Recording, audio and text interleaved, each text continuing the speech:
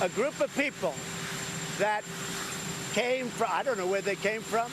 Tweeting, "Go back and help fix the totally broken and crime-infested places from which they came." It's not the first time the president has taken aim at these women of color.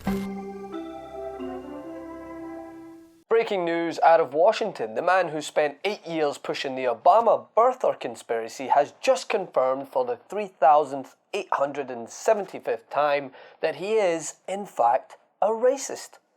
Who would have thunk it? I want him to show his birth certificate. Yep, seriously, who would have thought the guy who said that Mexicans are rapists When Mexico sends its people, they're not sending their best. called for banning Muslims? Donald J. Trump is calling for a total and complete shutdown of Muslims entering the United States. Said he'd want to be an intelligent black person because they have a head start over their race. If I were starting off today, I would love to be a well-educated black because I really believe they do have an actual advantage. And claimed the first black president wasn't from here, has doubled, tripled, quintupled, or whatever the equivalent is to many times, down on his racist rhetoric by telling prominent, outspoken progressive congresswomen to go back to where they came from, or, and quote, go back to the crime-ridden places they came from. Well, would that mean the Bronx, because that's where AOC was born? Or Cincinnati, because that's where Ayanna Presley was born? Or maybe Detroit, that's where Congresswoman Rashida Tlaib was born also?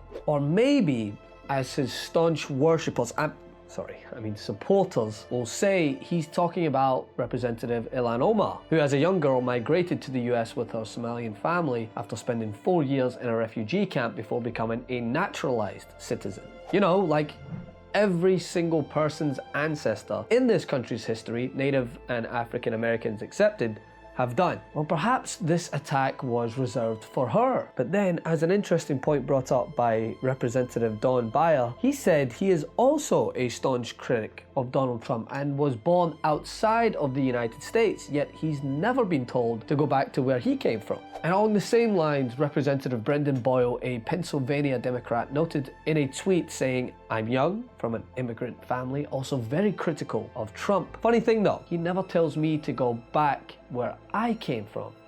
I wonder why."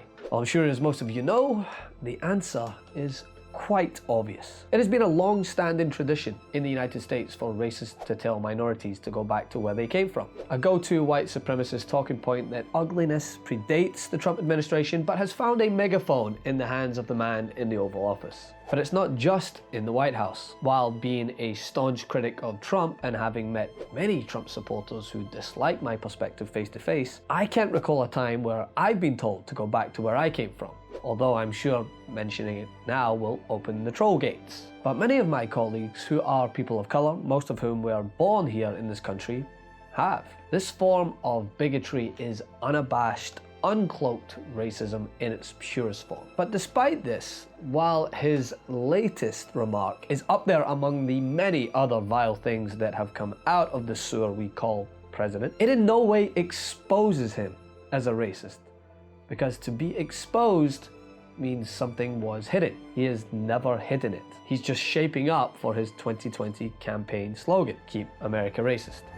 For more on this, I'm over on Instagram at Francis M. Maxwell. As always, you can get me on Twitter, Francis M. Maxwell, Instagram, also Francis M. Maxwell, and be sure to support independent media, tyt.com/join. Want to see more videos like this? Then subscribe to the TYT channel below, and don't forget to become a TYT member.